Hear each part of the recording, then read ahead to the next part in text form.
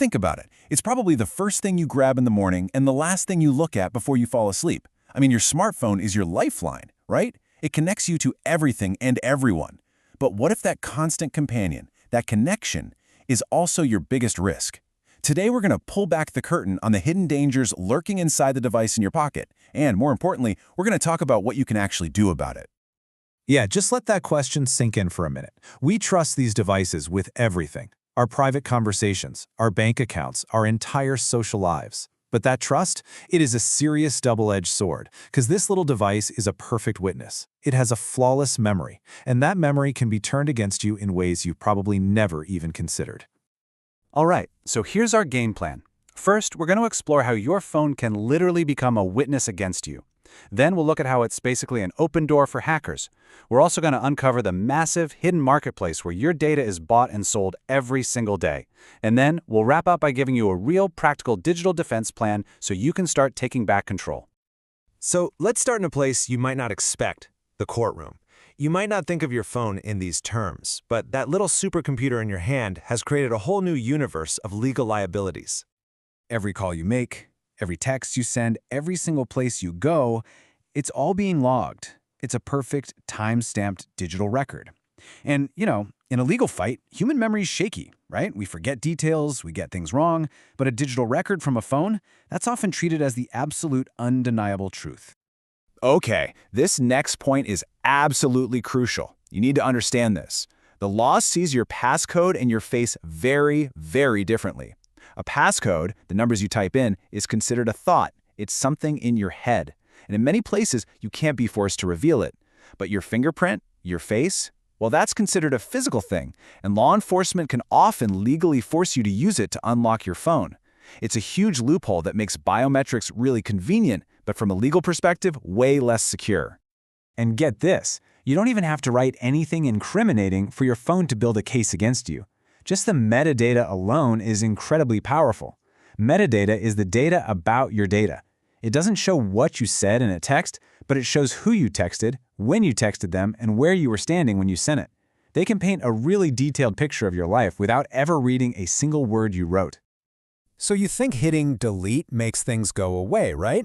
Well, that's a huge misconception. Hitting delete just gives you a false sense of security.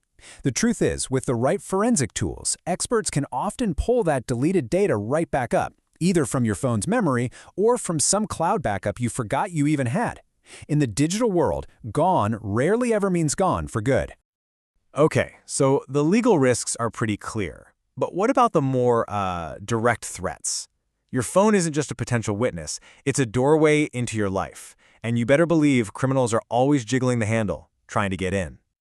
We're all trained not to click on sketchy links from strangers, right? But what if you could get hacked without clicking on anything at all? Well, that's what a zero-click attack is. Really sophisticated spyware can infect your phone without you ever knowing. It can come through a silent text message you never see, or even a missed call that doesn't even ring. It's pretty terrifying stuff. And listen, this isn't some theoretical sci-fi threat. This is happening right now.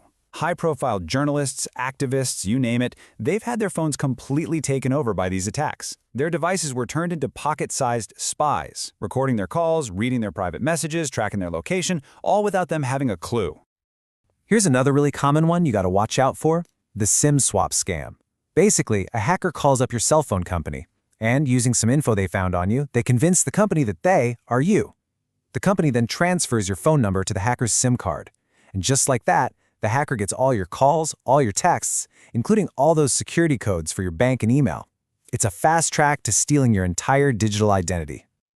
The threats go even deeper than just software, though. They go right down to the hardware itself. Sure, hackers can turn on your mic to listen in or peek through your camera, but this is what really gets me. Research has shown that malware can use your phone's motion sensors, the gyroscope and accelerometer, to actually detect the tiny vibrations of your fingers typing on a nearby keyboard and figure out what you're typing.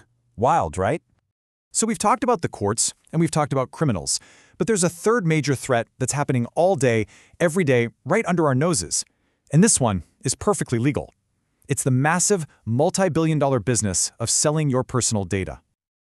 Just think about your day. Your map app knows your commute, your shopping app knows what you like to buy, Your social media apps know who your friends are. Your fitness app knows your heart rate. By themselves, each little piece of data might seem harmless. The problem is, it doesn't stay separate for long. See, when all these different streams of data get scooped up and combined by companies called data brokers, they create this incredibly detailed profile of you. Some people call it a digital twin. It's a data version of you that knows your habits, your fears, your interests, and then it gets sold to the highest bidder. You've definitely seen how this works.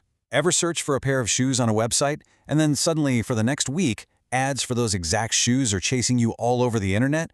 On every social media app, every news site? Yup, that's cross-platform tracking.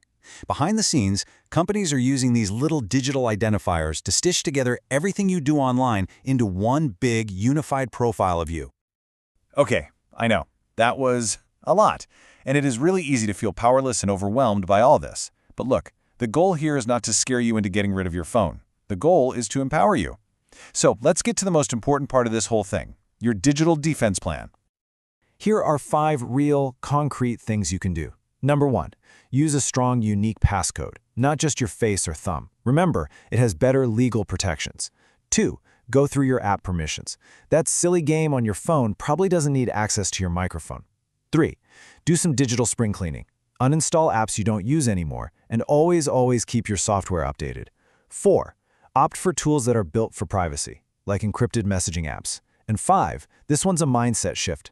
Just act as if everything you do on your phone could one day become public.